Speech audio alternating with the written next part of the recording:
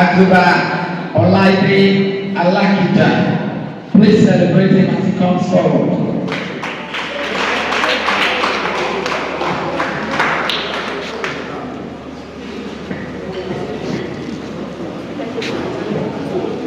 Mo kì í dèdè ìgbàlá mi bí kàkó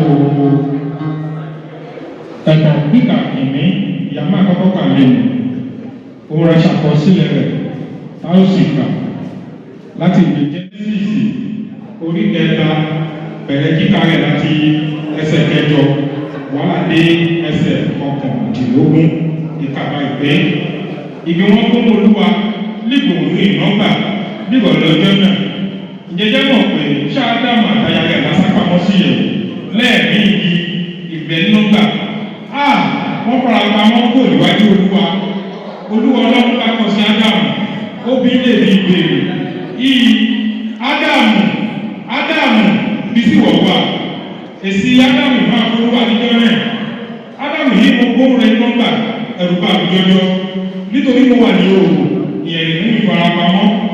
Ọlọ́run bá bí lè dì pé ilé ìwé wà wà ní òwò ìwà àtijọ́ nínú kí náà igi mo pàṣẹ fún ọkùnrin gbọdọ̀ jẹ lọ ọkùnrin náà bá pé obìnrin wọ̀ fún pẹ̀lú mi náà lè fún mi níwọ̀ jẹ èso mi náà lè fún mi jẹ mo lè jẹ ìyàrá ìgbóníwọ̀ Ọlọ́run bóbìnrin náà lè rí pé kí wọ́n ṣe ìgidi ìfọ̀lọ́run lè sí iye tó lè kọ́ mi mo lè jẹ ìyàrá ìgbóníwọ̀ Ọlọ́run méjì náà pé torí wọ́n ṣaláì àfi ọkùn nínú dèdè ẹran àti nínú dèdè ẹran kó gbẹ̀ inú ẹrù wọ̀ máa fi wọ́ kiri erùpẹ̀ nìkan ìbá máa jẹ́ oúnjẹ rẹ dídèdè ọjọ́ ayé rẹ èmi dẹ̀ máa ń pọ̀ tà sẹ́ẹ̀rí ìwà obìnrin náà àti lẹ́ẹ̀rí irú ọmọ àti irú ọmọ rẹ ìgbò òǹbáfẹ́ nínú olùkìrì sẹ̀ ìgbò òǹbáfẹ́ nínú olùkìrì sẹ̀ ìwọ̀ máa pa lógúnlógún o ayọ́wé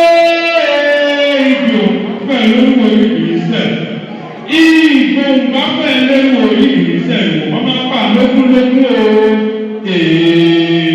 Ọlọ́run sì yọjú sádàmù nítorí ọ̀pọ̀ ọmọ ya ẹ̀kọ́ kókó nínú òṣòkì náà nínú èyí ìpaláṣẹ tó wọ́n kò gbọdọ̀ jẹ nínú rẹ̀ áfílẹ̀ kò nítorí ẹ nínú ìpọ̀njú náà ìwò máa jẹ lọ́jọ́ ayé rẹ̀ gbogbo èèwọ̀ òun òṣùṣù rè máa fún jáde ẹ máa jẹ wà máa jẹ olùkó ìgbẹ́ wọ̀wọ̀ nínú òkun rẹ ìwọ̀ máa jẹun títí wọ̀ máa ń padà sínú ilẹ̀ nítorí inú ilẹ̀ láti mú ẹ wá erùpẹ̀ ṣáà lè wọ wà dé padà dé erùpẹ̀ báyìí la parí ẹ̀kọ́ kíkà náà.